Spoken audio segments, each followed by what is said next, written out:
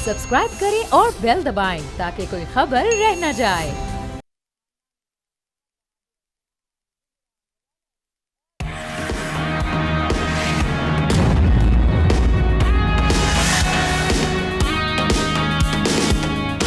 अस्सलाम वालेकुम नाज़रीन, आप देख रहे हैं न्यूज़ पंच। मैं हूं आमना खटाना। आज हम बात करेंगे उस मुल्क की जिसके मामलात का असर पाकिस्तान पर ज़रूर पड़ता है। रवा साल 5 नवंबर को अमेरिका में सदारती इंतखाबात होने जा रहे हैं। गुज़श्ता रोज़ इसी सिलसिले में हमने देखा कि प्रेसिडेंशियल जो वहाँ पे कैंडिडेट्स हैं, डोनाल्ड ट्रंप और कैमाला हैरिस के दरमियान पहला मुबासला हुआ, जिसमें दोनों उम्मीदवारों ने एक दूसरे पर इल्ज़ामात की बौछार कर दी। ट्रंप ने कहा कि अगर कैमाला हैरिस सदर बनी तो इसराइल तबाह हो जाएगा, अगर मैं इक़्तिदार में होता तो हमास और इसराइल जंग की नौबत ही ना आती। कैमाला हैरिस बोली, अगर ट्रंप सदर बने तो अमेरिका तबाह हो जाएगा। अब यहाँ नाजरीन की मालूमात के लिए बताते चलें कि भारतीय निर्यात कैमाला हैरिस अमेरिका की पहली गैर सफ़ेद फाम खातून हैं जिन्हें सदारती मुकाबले के लिए नामजद किया गया। डेमोक्रेटिक पार्टी से इससे पहले हिलरी क्लिंटन को मैदान में उतार चुकी है और उनका मुकाबला भी डोनाल्ड ट्रंप से हुआ था, लेकिन वो हार गई थी। डेमोक्रेटिक पार्टी को ये क्रेडिट भी जाता है कि इसी पार्टी से अमेरिका की तारीख के पहले स्याह फाम सदर बराक ओबामा भी मुंतखब हुए थे। माजी पर नज़र दौड़ाई जाए तो अमेरिकन मुस्लिम्स का जो झुकाव है वो डेमोक्रेट्स की तरफ रहा है, लेकिन इसराइल गजा जंग के बाद अब डेमोक्रेटिक पार्टी का वोट बैंक भी कुछ कम होता हुआ दिखाई दे रहा है। अपने तज्जियाकारों से जानने की कोशिश करते हैं कि यहाँ पर ये जो हम देख रहे हैं प्रेसिडेंशियल इलेक्शंस जो होने जा रहे हैं, ख़ास तौर पे जो कल की डिबेट हुई वो उसको किस तरह से देख रहे हैं और किसका पलड़ा भारी दिखाई दे रहा है। डिस्कशन का आगाज़ करते हैं। मैं मेहमानों का तारुफ करवा देती हूँ। आज पैनलिस्ट पे हमारे साथ शहजादा जुल्फ़िकार हैं, ज़ाहिर शाह शराजी हैं, एहतशामुल हक साहब हैं और उनके साथ साथ हमें स्पेशली ज्वाइन किया इफ्तिखार शराजी साहब ने। आप तमाम का बेहद शुक्रिया। आगाज़ करते हैं, आपके तरफ आते हैं जुल्फ़िकार साहब। सबसे पहले ये जो अभी कल डिबेट हुई है, इसमें कहा यह जा रहा है कि सरप्राइजिंगली और बड़ी ही अच्छे तरीके से कैमाला हैरिस साहिबा ने परफॉर्म किया। ख़ास तौर पे जब हम देखते रहे कि मामला ट्रंप साहब की जानिब आते रहे, जो कि बड़े पहले देखा कि उन्होंने जिस तरह से कैंपेन्स चलाई थी, उसमें जो उनका कॉन्फिडेंस था वो कल वाले डिबेट में हमें दिखाई नहीं दिया। किस तरह से देख रहे हैं मामलात को? थैंक यू जी। अगर मैंने खैर पूरा तो वो मैंने इनकी नहीं देखी कि स्पीचेस, लेकिन कुछ मैंने देखा उसमें कामला जो है वो वाकई आप ठीक कहती हैं, काफ़ी कॉन्फिडेंस के साथ और जिस तरीके से हमारे जहनों में था, लोगों की पूरी दुनिया में लोगों के जहनों में था, ख़ासकर जो दूर के ममालिक कह लें या जो डेवलपिंग कंट्रीज़ हैं, उनके जहन में था कि ये खातून बहुत ही मुश्किल है कि मुकाबला भी कर सके। जो बाइडेन के बाद, विड्रॉल के बाद तो बिल्कुल मोरल एक दफ़ा गिर गया था और डेमोक्रेट का, और इस तरह था कि शायद तो बस वो गुजारा ही कर जाए। लेकिन ये पहला जो डिबेट था, उस डिबेट में वाकई उन्होंने हमले ठीक ठाक किए और ऐसा लगा कि पहले भी होते रहे हैं, लेकिन पहले शायद इतना ही हार्श तबादला ख्याल जो है वो नहीं होते रहे। जिस तरह एक दूसरे को उन्होंने कहा कि ये आएगा तो अब वो अमेरिका तबाह हो जाएगा और अगर ये आ गई तो वो इसराइल की ये जो है दुश्मन है, ये फेवर नहीं करती, ये उसकी उस तरफ वो नहीं है। लेकिन कामला ने काफ़ी इसको डिफेंड भी किया और बताया भी कि मेरे पास माशी प्लान भी है, जो अमरीकी इस वक्त परेशान है और ख़ासकर इस वक्त अमेरिका की जो रोल है वो आने वाले दिनों में इस इलेक्शन के बाद बहुत नुमाया होगा। जो बाइडेन बावजूद इसके कहते रहे, लेकिन जितना वो करते हैं कि ज्यूज लॉबी को ज़ाहिर है वो भी नाराज़ नहीं करते हैं, उन्होंने भी बहुत कोशिश की और यही कहते रहे कि जंग बंद करें, सीज फायर, कुछ नहीं हुआ। लेकिन अब जब एक साल पूरा हो जाएगा और गालिबन इलेक्शन जो है और कुछ अरसे में हो जाए और उसके बाद फिर इन्होंने जिस तरह से टैकल करना है, और ख़ासकर 2 इशू बहुत इम्पोर्टेंट हैं, एक यूक्रेन का इशू और एक ये इजराइल और इनका हमास और फ़लस्तीनी आप कह लें उनका इशू है। सही। जो सबसे इंटरेस्टिंग बात थी वो उन्होंने आखिर में जो लोगों ने काफ़ी उससे महजूज हुए, उन्होंने कहा प्यूटन एक डिक्टेटर है, वो तुम्हें लंच में खा जाए, यानी तुम्हारी कोई औकात नहीं है। वो जो है बड़ा वो है, तुम क्या उसको टैकल करो। लेकिन उसमें थोड़ा सा डोनाल्ड ट्रम्प जो है वो भड़के वड़के उसने काफी मारी कि ये हम कर देंगे, वो कर देंगे, इस तरह कर देंगे। अब बड़ा इंटरेस्टिंग ये है कि जितने आगे डिबेट होंगे उसमें पता चलेगा कि किस तरह पब्लिक का क्या रिस्पांस आता है। अभी तक तो जो मैं पढ़ रहा था तो ये लोगों का ये ख्याल है, जो मुबस्सरीन है उनका ख्याल है कि कामला भारी रही उस पे, बिल्कुल ऐसे पहली और डिबेट में। उसपे सबका तो उस पे काफी उसके रहा। और आगे चलकर अगर डोनाल्ड इसने ट्रम्प ने, अगर ट्रम्प ने अपने वो बेहतर नहीं किया अपने उस अंदाज को और उन इश्यूज पर बात नहीं की, तो फिर शायद ये समझे कि वो रिसीड होता जाएगा और पीछे चलता जाएगा और कामला उसको सरपास कर लेगी आगे। ठीक है जी बिल्कुल सही है इफ्तिखार साहब। बिल्कुल जिस तरह से कामिला ने बड़ा स्मार्टली प्ले किया, डिफेंसिव दिखाई दिए कल हमें जो अमरीकी सदर हैं आज इस मामले में। और ये कहा जा रहा है कि इस डिबेट के दौरान जो ऑनलाइन प्रेडिक्शन मार्केट है उसके भी साथ साथ जो फैक्ट सामने आ रहे हैं वो भी सामने रख लेते हैं। डिक्लाइनिंग हुई उनकी विक्ट्री 47% पर आ गई 52 से ट्रम्प साहब की, और जो कैमला हारिस हैं उनकी 53% से 55 ऊपर की जानिब हमने देखा कि फिगर गया। तो इसका कितना इम्पैक्ट पड़ता है इस तरह की जो डिबेट्स हैं, रिजल्ट्स जो आउटकम हैं वो हम कह सकते हैं कि कहीं ना कहीं उसको ये शो कर रहे होते हैं, उसकी अक्कासी कर रहे होते हैं? नहीं, इसमें तो कोई नहीं, बिल्कुल इसमें कोई शक नहीं है कि ये जो एक तरह से जो रिज़ल्ट्स हैं ये पब्लिक ओपिनियन को बड़ा इन्फ्लुएंस करते हैं। और इस डिबेट का बुनियादी मकसद ही यही होता है कि लोगों को एक मौका फ़राहम किया जाए कि जो प्रेसिडेंशियल कैंडिडेट्स हैं उनका एजेंडा क्या है, उनका विज़न क्या है, वो अमेरिका के जो अंदरूनी और बैरूनी मसाइल से मुताल्लिक जो राय है उनकी राय कितनी लॉजिकल है। तो मेरा ख़्याल में यही वजह है कि जो इस तरह की डिबेट है उनका अहतमाम किया जाता है। और कल पहली डिबेट थी, आपको पता है, पेंसिल्वेनिया में, और बड़ी तैयारी के साथ कैमला हैरिस आई थी। और मेरा ख़्याल में उनको पता था कि जिस तरह अंदाज़ तकल्लुम रहा है डोनाल्ड ट्रम्प साहब का, गोया कि वो एग्रेसिव अप्रोच के साथ हेड ऑन होते हैं, तो उन्होंने उनको पहले ही एक तरह से बैक फुट पे डाला है। और जो वो समझते थे ट्रम्प साहब के वीक पॉइंट्स हैं एक तरह से डेमोक्रेट्स के, बिलखसूस जो एक्सटर्नल फैक्टर्स हैं जिसमें फ़लस्तीन का इशू है, या फिर यूक्रेन की वार है, या जो अफ़गानिस्तान से विड्रॉल था, तो गोया कि हर मामले पे कैमला हैरिस ने कोई अपोलोजेटिक या इस तरह का कोई पोजीशन नहीं ली, बल्कि एक बड़े लॉजिकल वे में इन सारी चीज़ों को एक्सप्लेन किया है। तो मेरा ख़्याल में जो समझ रहे थे ट्रम्प साहब के जो डेमोक्रेट्स के वीक पॉइंट्स इनको एक्सप्लॉइट करेंगे और शायद इस क़यादत को एक्सपोज करने की कोशिश करेंगे, तो मेरा ख़्याल में उसमें वो कामयाब नहीं हो पाए। और फिर ज़ाहिर सी बात है, ये अमरीकी तारीख़ में पहली बार हुआ कि जो रनिंग प्रेसिडेंट हैं उनको एक तरह से उस रेस से बाहर किया गया, बाइडन साहब को, और नायब सदर कैमला हैरिस को लाया गया। तो मेरा ख़्याल में वहाँ की डेमोक्रेट्स की क़यादत भी ये समझ रही थी और वहाँ की इस्टेब्लिशमेंट भी समझ रही थी कि ट्रम्प साहब के मुकाबले में एक कोई स्ट्रॉन्ग कैंडिडेट आएगा जिसकी बहरहाल पब्लिक में फॉलोइंग होगी। बहरहाल तो वो उसमें लगता है कि अब काफ़ी हद तक कामयाबी हुई है। और आपको मालूम है कि कैमला हैरिस का बैकग्राउंड भी वो लायर हैं, गोया कि ओरेटर तो बहुत अच्छी हैं, और साथ में एक भरपूर तैयारी के साथ आप आएँ और उन एरियाज़ को एड्रेस करें कि जहाँ पे एक इम्प्रेशन जा रहा था कि शायद वो इमिग्रेंट्स का इशू भी है, जिसमें अक़सात हमल के मामला, बाकी इस तरह के ये वो एरियाज़ है कि जिनको लेके ट्रम्प साहब हमेशा तनकीद करते रहे।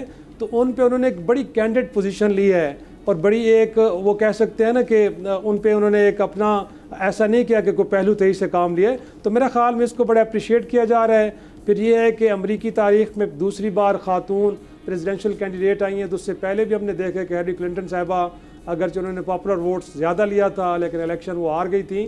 तो मेरा ख़्याल में अब अमरीकी अवाम भी समझते हैं कि इस मिथ को भी तोड़ा जाए कि वहाँ पे एक खातून प्रेसिडेंट अगर आ सकती हैं तो उसको लाया जाए। तो अभी तक तो शुरुआत मुझे लगता है कि बड़ी अच्छी हैं कैमला हैरिस की। ठीक है एहतशाम साहब, अभी तो ये पहला राउंड है डिबेट का, अभी इस हवाले से कहा जा रहा है कि मज़ीद राउंड भी मुतवक्के हैं। इस पहले राउंड की एक तो हाइलाइट्स जिन पे आप तज्जिया करना चाहें, दूसरी चीज़ ये अगेन कि ट्रम्प साहब कल ऐसा दिखाई दिया कि वो मुकम्मल तौर पे डी ट्रैक हो गए, जहां उन्होंने प्रोसिक्यूट करना था अपने ओपोनेंट्स के केस को वो खुद ही डिफेंसिव पोजीशन में हमें दिखाई दिए, उसकी रीज़न आप क्या समझते हैं? देखिए, हम ना बड़े अरसे से इस डिबेट का इंतज़ार था, और आपको याद है कि जब एक पहली डिबेट हुई थी जो बाइडन के साथ ट्रंप की, तो बहुत ही डिज़ास्टर्स जिसको कहना चाहिए साबित हुई थी बाइडन के लिए, क्योंकि बड़े दबाव के साथ उन्होंने टैकल किया था ट्रंप ने उनको। उसके बाद बहुत ज़्यादा क्रिटिसिज्म हुआ, तो he had to step down. उसके बाद फिर कामला हैरिस, ज़ाहिर है नेचुरल कैंडिडेट तो यही बन रही थी, लेकिन आपने देखा कि इसके बाद बहुत ज़्यादा डेमोक्रेट पार्टी में इस हवाले से बहस शुरू हो गई कि जो कामला हैरिस जो है ना, वो इतनी कॉन्फिडेंट नहीं है, इतनी स्ट्रॉन्ग नहीं है, इतनी सियासी बैकग्राउंड नहीं है बहुत बड़ा, और ये तकड़ा आदमी होना चाहिए। खैर इवेंचुअली उनको एंडोर्समेंट मिलती गई, और फिर आपने देखा क्लिंटन भी आ गई उनके साथ, ओबामा भी आ गए, और लेटेस्ट तो जिस तरह आप जो पॉप सिंगर है वो आई हैं, स्विफ्ट आई हैं, टेलर स्विफ्ट, उसने तो बिल्कुल ही बाजी उलट के रख दी है। तो ये सारी चीज़ें देखने के बाद लोगों का ख्याल था कि जी आज की ये जो डिबेट होगी जो कल रात को हुई है, इसमें देखना पड़ेगा कि जी कामला हैरिस कहाँ खड़ी हैं और प्रेसिडेंट ट्रंप कहाँ खड़े हैं। देखिए, एक दिन पहले तक 47% उनका था पॉपुलैरिटी का ग्राफ कामला का, और 48% था ट्रंप का। अब आज जो मैं देख रहा था CNN पे, बाकी जगहों पे 69 पे वो पॉपुलैरिटी चली गई है। कुछ जगहों पे तो उन्होंने कह दिया कि जी ये तो रेफरेंडम जो है ना वो हो गया उसके हक में। वॉल स्ट्रीट जर्नल ने तो बड़ा वाज़े तौर पे कह दिया जी Kamala Harris has won the debate. इस तरह 2 डिबेट्स और होंगी, इसमें क्या होता है। लेकिन फॉर द टाइम बीइंग आज तो मुझे लगा ज़ाती तौर पे बहुत बड़ा सेटबैक है। मैंने डिबेट भी सारी सुनी है ऑलमोस्ट उनकी, और जिस तरीके से तैयार होकर आना चाहिए था मादत के साथ, वो तैयार होकर नहीं आए। वही उनकी लाइन रेट्रिक था, कभी उनको मास्टर्स कहते थे, इससे पहले उनको कहते थे तुम तो इंडियन हो। जिस तरह से उनकी हम देख रहे थे पहले जो कैंपेन, ओवर कॉन्फिडेंट नहीं। देखे ना, जब आप इस तरह की जब आप तकरीर होती है, डिबेट होती है, तो तैयार होकर आना पड़ता है। आगे पीछे आप देख लें, वो तो इस हद तक ज़ाती तौर पे आगे चले गए थे। उनको कहते हैं कि भी तुम तो भांज औरत हो, तुम्हारे तो बच्चे ही नहीं है, तुम्हारी तो शादी एक अमेरिकन से हुई है जिसकी बीवी पहली है, उसके बच्चे हैं, तुम्हारा तो बच्चे ही कोई नहीं। इस हद तक गिरी बातें की उन्होंने। और फिर उनको कहते हैं कि तुम तो इंडियन हो, और तुम तो अब अपने आप को अफ्रीकन अमेरिकन कहती हो, तुम कहाँ से हो, तुम्हारी माँ जो है वो तमिलनाडु की है, बाप तुम्हारा जमैका का है, तुम कैसे अफ्रीकन अपना अमेरिकन हो सकती हो। लेकिन मेरा ख्याल है कि जिस तरीके से कामला हैरिस ने मेहनत करके यहाँ तक आई, मेरा ख्याल एक तो कॉन्फिडेंस उनका बहुत ज़्यादा था, एक रेट्रिक मैंने देखा दूसरी तरफ इनकी तरफ से बहुत ज़्यादा था। और जो 3 टॉपिक चुने गए थे उनमें आप देख लें, जिस तरह अभी बात हुई है, भाषण पे बात थी, इमिग्रेशन थी, इन्फ्लेशन था, और फॉरेन पॉलिसी बात हुई। वहाँ आपने देखा कि वही जो पुरानी बातें दोहराई जाती थी वो दोहराई उन्होंने। और एक बात बस ज़रा तकड़े अंदाज में उन्होंने कही कि भी जो अब तुम कह रही हो कि मैं ये कुछ करूँगी, तो 3.5 सालों में क्यों नहीं किया। तो मेरा ख्याल है बहुत से हवालों से तो अब लोग इसको इस तरह देख रहे हैं कि जी जिस अंदाज से प्रेसिडेंट ट्रंप ने अपने लिए मुसीबतें पैदा की। एक तो हमने जो मेरी नज़र में सबसे बड़ा सेटबैक है वो भाषण के इशू पे है। आपको याद है रियो एंड वेट, ये जो सुप्रीम कोर्ट के जजेस का एक फ़ैसला था जिन्होंने इन्हीं के ज़माने में टर्न डाउन कर दिया था कि भाषण जो है इलीगल है। अभी इनको इन्होंने सपोर्ट करना शुरू कर दिया क्योंकि मेजॉरिटी खवातीन की जो है ना वो खिलाफ हो गई थी इनकी अपना ट्रंप के, तो उन्हें अपना स्टैंड चेंज करना पड़ा। और उसके बाद उन्होंने काबल को कहा कि तुम आते ही पहला काम करोगे, भाषण बिल पे साइन करोगे। उन्होंने कहा नहीं, मैं नहीं साइन करूँगा। तो एक ये सेटबैक है। दूसरा जो उन्होंने एक बहुत बड़ी गलत बयानी की, जिसको बाद में बहुत लोगों ने उन्होंने ये कहा कि जी वो जो हैटी के इमिग्रेंट्स हैं वो कुत्ते बिल्लियाँ खा रहे हैं ओहायो में, उसको उन्होंने मॉडरेटर जो दोनों थे उन्होंने कहा जी गलत है, आपका क्लेम ठीक नहीं है। इंपॉर्टेंट बात सबसे ज़्यादा है कि आप देखें 283 मिलियन फॉलोअर हैं इंस्टाग्राम पे टेलर स्विफ्ट के, और आप देख लें कि ये तकरीबन आप जितने बनते हैं ये 25 करोड़ लोग बनते हैं। और दूसरी तरफ जो आबादी है अमेरिका की 37.5 करोड़ है, ठीक है ना।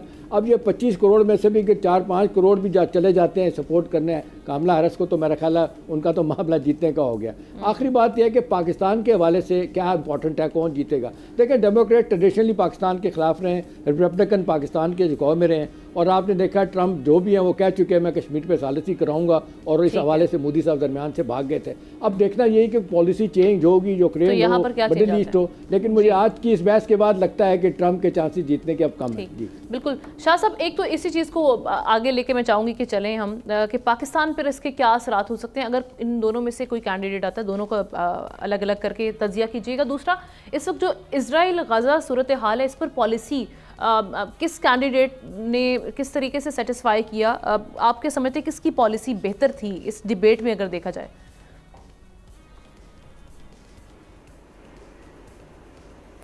देखिए इम्पोर्टेंटली पहले तो मैं इस डिबेट को जो थोड़ा बहुत मेरी नज़र से गुजरी, 5 बड़े इम्पोर्टेंट चीज़ें हैं जिसके ऊपर समझते चले जी जी भी कर पर्सनल टॉन्टिंग भी रही।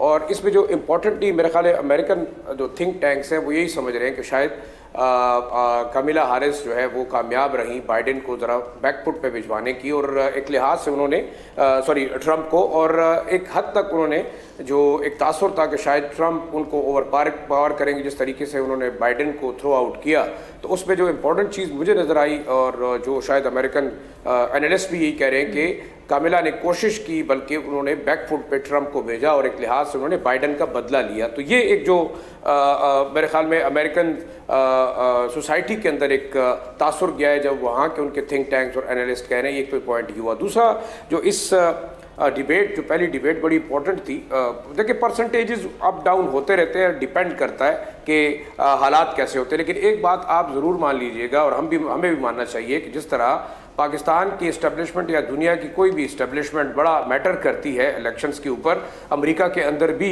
जो है वो इंटरनेशनल जो इस्टेब्लिशमेंट है उसके भी अपने स्टेक्स हैं और मेरे ख्याल में ये बड़ा मैटर करेगी। हम कबल अज़ वक्त नहीं कह सकते कि जी कौन जीतेगा कौन हारेगा, ट्रेंड बदलता रहेगा जब तक इलेक्शन है, 47 से 43 आएगा, 52 पे जाएगा, ये दूसरा ऑप्शन हुआ। तीसरा जो 4-5 चीज़ें हुई इसमें बड़ा इंपॉर्टेंटली जो मेरी नज़र से है वो एक इमिग्रेशन का इशू हुआ, दूसरा आपके डिप्लोमेसी का जो प्रॉब्लम था उसके ऊपर भी बातचीत हुई, यूक्रेन का इशू ऑब्वियसली, और इम्पोर्टेंटली जो आपने बात की कि गज़ा और इसराइल की पॉलिसीज़। देखिए अमेरिका की जो साबिक हुकूमत थी, मेरे ख्याल में जिस तरीके से अमेरिकी अवाम उठे और बाइडन जो है वो इस इलेक्शन से जो है वो दस्तबरदार हुए, उसमें आप बाकी चीज़ें मानते हैं या नहीं मानते, लेकिन जो अमेरिकन पॉलिसी थी टुवर्ड्स गज़ा और जो गज़ा के अंदर जिस तरीके से इसराइली एट्रोसिटीज़ को अमेरिकन हुकूमत ने सपोर्ट किया बाइडन की, और जिस तरीके से उनको वो फ़ौजी इमदाद देते रहे, साथ फाइनेंशियल इमदाद करते रहे, बड़ा ओपनली जो है ज़ाहिरी बात है तमाम दुनिया को पता है कि वो जो है वो सपोर्ट की उन्होंने। तो ये एक सेटबैक होगा अगर बाइडन की जो पॉलिसीज़ है उसको कामिला जो है वो कंटिन्यू करने की बात करती रही। दूसरा देखिए इमिग्रेशन के हवाले से उन्होंने क्रिटिसाइज़ किया, मेरा ख्याल बड़ा इंपॉर्टेंट इशू है और ट्रंप कभी भी अपने उस कार्ड के ऊपर जो है वो बैकआउट नहीं होंगे और मेरे ख्याल में ये भी उनके लिए एक फ़ायदा देगा। तीसरा देखिए जो क्रिटिसिज्म एक दूसरे पे हुआ कि यूक्रेन के हवाले से शायद जो है पहले भी इल्ज़ाम आया था पिछले इलेक्शन में जब ट्रंप जीते कि एक रशियन ओवरऑल जो है उनका इन्फ्लुएंस रहा और जिस तरीके से रिगिंग की गई इलेक्ट्रॉनिक पोलिंग के दौरान, तो एक ये भी ट्रंप के जीतने को एक तासुर दिया जा रहा था। तो वो यही कह रहे हैं कि शायद हो सकता है कि ट्रंप अगर इलेक्ट होते हैं तो वो डायरेक्टली जो है वो रशिया की झोली में जाएंगे और यूक्रेन को उठा के उधर कर देंगे। तो यूक्रेन पॉलिसी बड़ी इंपॉर्टेंट अमेरिका के लिए होगी। अब देखिए ओवरऑल गज़ा मेरे ख्याल में एक डू एंड डाई सिचुएशन होगी दोनों रिपब्लिकन और डेमोक्रेट के लिए। इस पर हमें ज़रूर बात इसलिए करनी चाहिए कि आप देखें तमाम दुनिया के अंदर जो मूवमेंट चली है आज, जो सिवाय उस जूइश और सेहूनी लॉबी के मेरे ख्याल में ओवरऑल जो जूइश कम्युनिटी है उसने भी सपोर्ट किया फ़लस्तीनियन काज को, और आप देख रहे हैं कि लोअर लेवल से लेके पॉलिसी मेकर्स लेवल तक लोग क्रिटिसाइज कर रहे हैं जो सेहूनी पॉलिसीज़ थी और जो अमेरिकन सपोर्ट थी उनकी। तो मैं ये समझता हूँ कि इन द कमिंग टाइम देखना ये होगा कि इसराइल के हवाले से क्या पॉलिसीज़ हैं, ख़ासतौर पर फ़लस्तीन के हवाले से क्या वाकई जो नया प्रेसिडेंट है वो कोई प्रायोरिटी दे रहा है, क्योंकि सबसे बड़ा इशू बाकी मामलात के अंदर अमेरिकन के इमिग्रेशन के मामलात, डिप्लोमेसी के मामलात, उनके अबॉर्शन के और जो तारकीन वतन के वो ये कि इसराइल वाले जो सिचुएशन बनी है इसराइल गज़ा वाली, ये मेरे होते हर कैंडिडेट नेचुरली वो अपने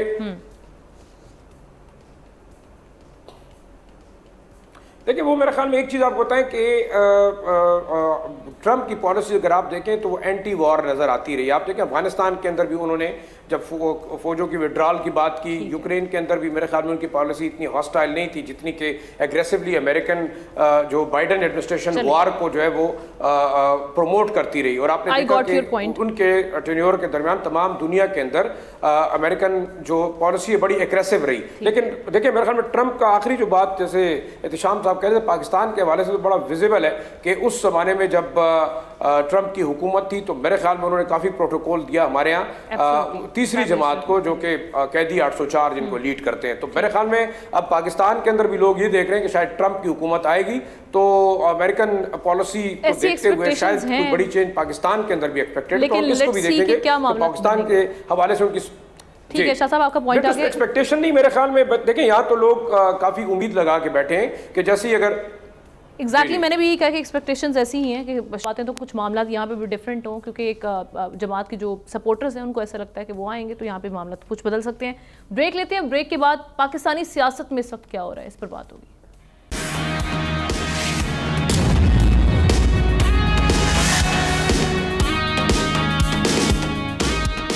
की सियासत की बात करते हैं, जहां पर हम देख रहे हैं कि इस्तेहकाम की फिलहाल तो कोई राह दिखाई नहीं दे रही। आज नेशनल असेंबली के इजलास में पार्लियामेंट से होने वाली गिरफ्तारियों पर बात करते हुए स्पीकर अयाज सादिक ने कहा कि पार्लियामेंट हाउस में जो वाकया हुआ है उस पर आईनी दायरे में रहते हुए एक्शन लिया है। यही नहीं, स्पीकर ने अराकीन को चार्टर ऑफ पार्लियामेंट की तजवीज़ भी दी और सवाल किया कि हमारी क़यादत बैठे या ना बैठे, क्या हम पार्लियामेंटेरियंस मिसाक के पार्लियामेंट पर साइन नहीं कर सकते? क्या हम पार्लियामेंट के तकद्दुस की खातिर इकट्ठे नहीं हो सकते? दूसरी जानिब chairman Peoples Party Bilawal Bhutto ने भी आज कुछ बातें की। पहले ऐवान को और फिर मुल्क को फंक्शनल करना है, आइन कानून की बातें बिलावल भुट्टो जरदारी साहब कर रहे हैं और उन्होंने ये भी बात की कि अब हुकूमत का काम ये रह गया कि आज किसको बंद करना है। अब जब हम देख रहे हैं कि इत्तेहादी इस वक्त बिलावल भुट्टो भी हैं इसी हुकूमत के, तो पीपल्स पार्टी ने इन सारी सिचुएशन में किस साइड पे खड़ी है? एक तो ये सवाल अपनी जगह पर मौजूद है, दूसरा ये जो इस वक्त स्पीकर की जानिब से एक सजेशन दी गई है चार्टर ऑफ पार्लियामेंट, ये कितना कारआमद साबित हो सकता है? ये क्या वर्क करेगा? क्या इस पर सियासी जमातें सोचेंगी? डिस्कशन का आगाज़ करते हैं। एहतशाम साहब।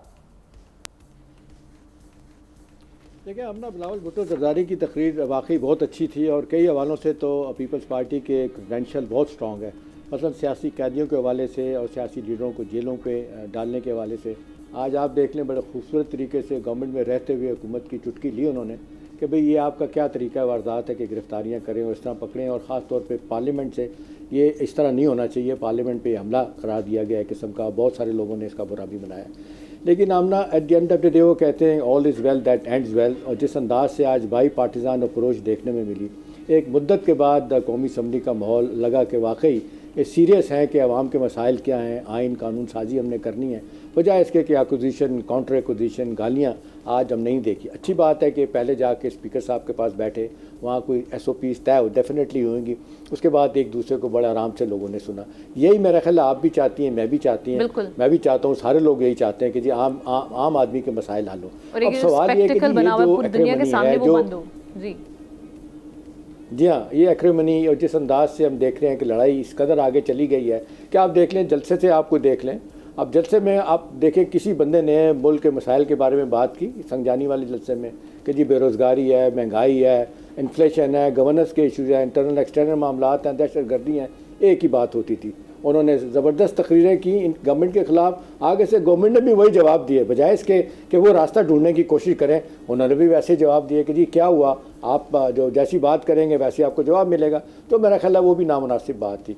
अयाज सादिक साहब का मेरा ख्याल है रवैया बहुत अच्छा था, अगरचे उसको भी क्रिटिसाइज़ किया गया। आज उन्होंने गिला भी किया कि एक तरफ आप मुझे कहते हैं बड़ा अच्छा काम कर रहा हूँ, आप नए सेक्रेटरी जनरल जो है ना वो कहते हैं कि जी ये सारा कुछ मैंने करवाया, और दूसरी तरफ आप देख लें आज या सारा कुछ होने के बाद पेशावर में प्रेस कॉन्फ्रेंस की है असद कैसर ने और उमर यूब ने, वहाँ उन्होंने कहा कि जी जो स्पीकर साहब कर रहे हैं हमें मंजूर नहीं है, नाकाफ़ी है उनके ये काम।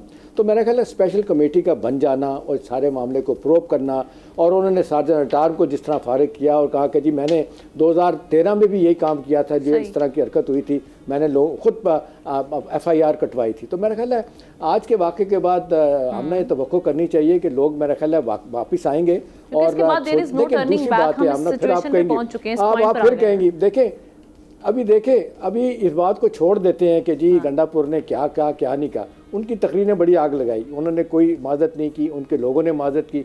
आपने देखा कि इमरान खान साहब ने क्या कहा, उन्होंने कहा कि नहीं गंडापुर ने किया जो किया है, जिन्होंने माफ़ी मांगी है वो डरपोक और बुज़दिल लोग हैं।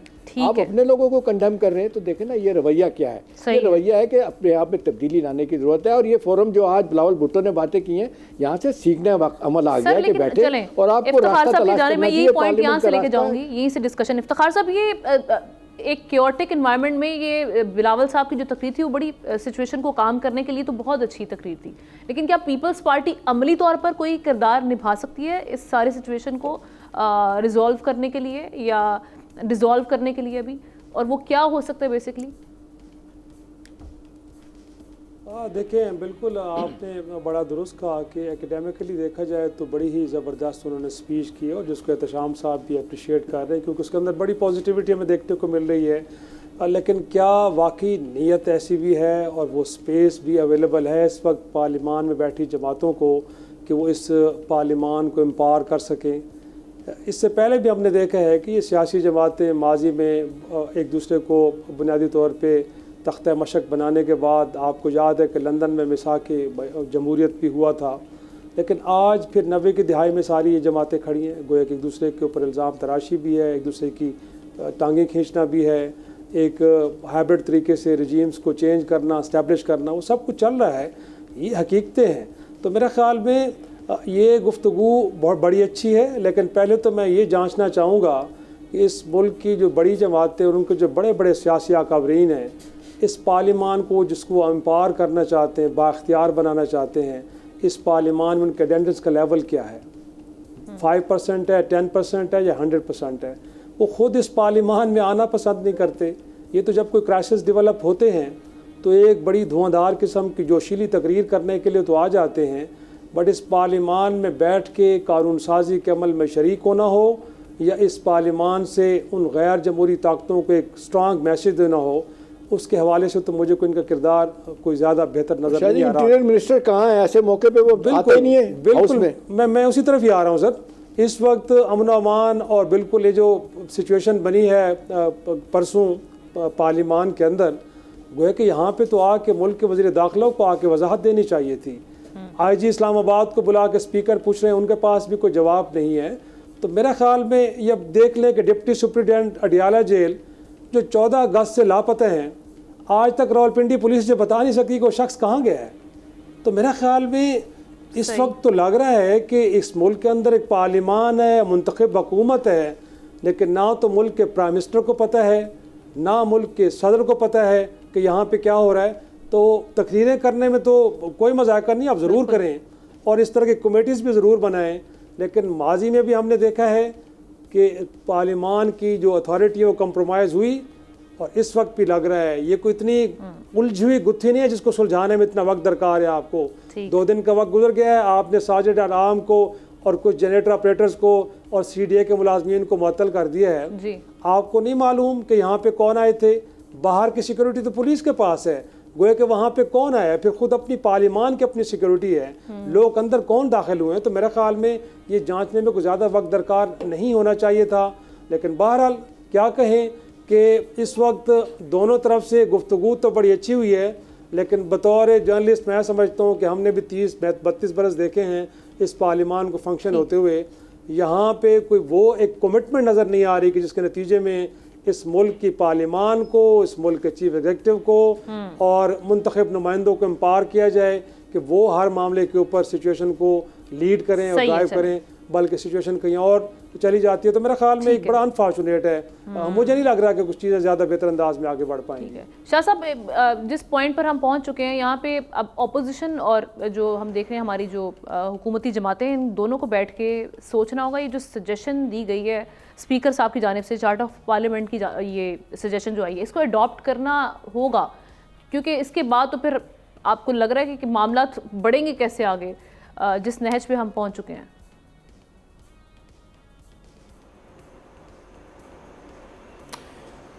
देखिए, हकीकत ये है कि पहली बात तो ये कि इस कलमे के नीचे बैठ के जो लोग फॉर्म 45-47 के ज़रिए के उठाते हैं और कसम उठाते हैं, क्या वाकई वो अपना काम कर रहे हैं? और जो झूठ की बुनियाद पर इलेक्शन लड़ के आएंगे या जीत के आए हैं इस इंजीनियर्ड इलेक्शन में, आप उनसे क्या एक्सपेक्ट कर सकते हैं? देखिए, ये एक ऑब्जेक्टिव ओपिनियन हमारी बड़ी खुल के होनी चाहिए कि स्पीकर एयाज सादिक कल कहाँ थे, क्या उनकी मर्ज़ी के बगैर ये सब कुछ हुआ है और किसने किया है? इफ्तिखार साहब ने तो मेरे ख्याल में इनडायरेक्टली, लेकिन जिसने किया सारी दुनिया को पता है। और जिस तरीके आज लोग राहदारी जमानते रहते हैं, तो क्या कौन सी पार्लियामान की आप बात करते हैं? बिलावल भुट्टो साहब ने बड़ी अच्छी तकरीर की, मिलजुल के काम करें। तो मेरे ख्याल में पाकिस्तान के अंदर अगर आप समझते हैं ना अवाम की बेहतरी होगी, तो आप तमाम सियासी जमातों के जब अपोजिशन में रखते हैं ना, तो उनके अवाम का दर्द होता है, उनके दिलों में अवाम का दर्द होता है। बाकी तो ये सब मिल बैठ के खाते हैं। दूसरी बात ये कि कौन सी ऐसी सियासी जमात है जो समझती है कि वो जो है वो इक़्तिदार में जब भी आई है तो वो किसी वजह से नहीं आई। क्या ये अवाम के वोटों से इलेक्शन जीत के आते हैं? मेरे ख्याल में अब तो बार बार हम कहते हैं कि जनाब जितने इलेक्शन हुए 77 के बाद से वो सारे इंजीनियर थे, सारे जो है वो रिक थे, सारे कंप्रोमाइज थे, कोई आरओ इलेक्शन था, कोई जो है वो डीसीओज इलेक्शन था, 2018 वाला भी इंजीनियर था, अभी वाला भी ऐसा ही है। देखिए ओवरऑल देखा जाए आपकी जो सियासी निज़ाम है, सियासी निज़ाम के अंदर एक अशराफिया की खेप है जो कि सियासत में जो है वो एक इंडस्ट्री के तौर पे उसको चलाती है और बाकायदा वो उसके अंदर इन्वेस्टमेंट करने के बाद आपके सेनेट और कौमी असम्बली के अंदर बैठते हैं और वही 10 से 12-15% लोगों के मफादात का तहफ़्फ़ुज़ करते हैं। हम ये बात क्यों नहीं मानते? सारी ज़िंदगी हम ये बार बार जो है वो कहते हैं ना हशिंग अंडर द कारपेट वाली बात है, चुप करके बैठ के देख रहे हैं। मेरे ख्याल में जो 80% लोग हैं उनके मसाइल इन 20% लोगों की प्रायोरिटीज़ नहीं है, चाहे वो अदलिया के लोग हैं, चाहे वो इस्टेब्लिशमेंट के लोग हैं, चाहे वो आपके ब्यूरोक्रेसी के लोग हैं। वो सिर्फ और सिर्फ ये 10-15% जो अशराफिया हैं उनके इंटरेस्ट को प्रोटेक्ट करते हैं। बिलावल भुट्टो साहब ने बड़ी अच्छी तकरीर की और स्पीकर साहब का मशवरा भी बड़ा अच्छा है कि हम सारी चीज़ें जो है अपने जो है वो बीच में बैठ के बांट के खाते रहे और एंजॉय करते रहे। लेकिन एक जो ट्रबल इनको आ रही है वो ये है, वो तीसरी पार्टी। इससे पहले भी देखिए चार्टर ऑफ लोग कह रहे हैं कि जी गाली गलोच की सियासत, तो क्या इससे पहले जो मियाँ नवाज शरीफ साहब और बेनज़ीर भुट्टो साहिबा के खिलाफ करते रहे वो कौन सी सियासत थी? वो तो आपने देखा कि जहाज़ों से लोगों की तस्वीरें जो है ना वो उनको फेंका गया। क्या वो बड़ी ज्यादा इज्जतदार सियासत थी? आज तो हम कह सकते हैं तो कोई दूसरा समझता हूँ जो तीसरी कुव्वत है जो कि कैदी चार्ज कर रहा है, मेरे ख्याल में वो किसी लिहाज से इनके साथ बातचीत करने के लिए तैयार नहीं। और आज आपने देखा कि अब पेशावर के अंदर हम कह रहे हैं ना कि एहतिशाम साहब कह रहे हैं कि जी उनका रवैया देखें। देखिए रवैया ये कि आप किसी के खिलाफ गैर कानूनी काम करेंगे, आप पार्लियामेंट से लोगों को उठाएंगे, आप उनके इलेक्टेड मेंबर्स को मारेंगे पीटेंगे, 8-9 का आपने फिजिकल रिमांड ले लिया और 7 दिन में कितनी मार खाएंगे वो अंदाजा है। मेरे ख्याल में आज जो मैसेज बड़ा वाजे, देखिए हमने जो बड़ा क्लियर मैसेज यहाँ से दीजिए। अब तो मेरे ख्याल में वो कह रहे हैं हम किसी से बातचीत नहीं करते, तो अब क्या होगा? क्या जुमे को एक मुल्क गिर हड़ताल होगी? 8 जो है वो 18 सितंबर को मीनार पाकिस्तान में जो जलसा उस पे भी सबकी नजर है, पोलराइजेशन की तरफ फिर चलें साहब टाइम कम है। जो मुल्क के मसाइल हैं हम बार बार कहते हैं ना कि आप उस पर बात नहीं कर रहे, तो मेरे ख्याल में आई गॉट योर पॉइंट। मैं जुल्फिकार साहब की जानिब चलती हूँ। जुल्फिकार साहब आपका इस पे टेक सारी सिचुएशन पे। देखिए मैं तो ये समझता हूँ कि बाकी तमाम जो दोस्तों ने बातें की हैं, अभी जाहिर शाह शिराजी ये बात कर रहे थे, ठीक है, ये अपनी जगह ये मसाइल हैं, क्या करें? पार्लियामेंट को ताला लगा दें क्या? तमाम चीजें वाइंड अप कर दें? भाई इसी मुल्क में हम रहते हैं, इसी आज के तमाम निज़ाम में चीज़ों को 2018 में भी थे ना, 2018 में भी जो कुछ था, जो बरसर इक़्तिदार पार्टी थी उसकी तरफ से जो कुछ होता रहा, उस वक्त भी हमारे जैसे लोग यही कहते रहे भाई अभी इनको छोड़ो, आप चीजों को आगे बढ़ाएं। और मेरे ख्याल में पार्लियामेंट की सुपरमेसी की जो बात हो रही है उसको चीजों को आगे बढ़ाएं। और आज भी ये बिल्कुल कतन वो नहीं है कि तकरीरें जिस तरह होती हैं और जो बात बिलावल ने की है बहुत मैच्योर बात है कि सबको मिलके काम करना पड़ेगा। एक दफा आए तो वो जो कुछ करते रहे, वो विक्टिमाइज उनको करते रहे, आप कोई रास्ता निकालते रहे। बहुत अच्छा स्टेप लिया आज जो पीटीआई का वफ्द था और उसका जो उनके पास बैठे अयाज सादिक साहब के पास बैठे, बहुत अच्छा जेस्चर जाता है। लेकिन दूसरी तरफ जी आग लगाने वाले पेशावर में बैठ के वो करते हैं, तो ये भी बहुत ही ठीक नहीं है। आप चीजों को आगे लेके चले, मौका हाथ से जाने ना दें। ये 5 साल वरना फिर इसी तरह आप वो इस्तेमाल करेंगे। अब ये बात तो वाकई है कि अगर कोई तकरीर गलत कर देता है, बड़ापन क्या है? बड़ापन ये है कि पार्टी का सरबराह कहता है कि मैं माजरत चाहता हूं। ठीक है, और वो सर आपसे माजरत करेंगे। आपका इस हवाले से आ गया। तमाम पैनलिस्ट का मैं शुक्रिया अदा करूंगी। प्रोग्राम का वक्त खत्म हुआ जाता है। आपसे मुलाकात होगी कल। अल्लाह हाफ़िज़।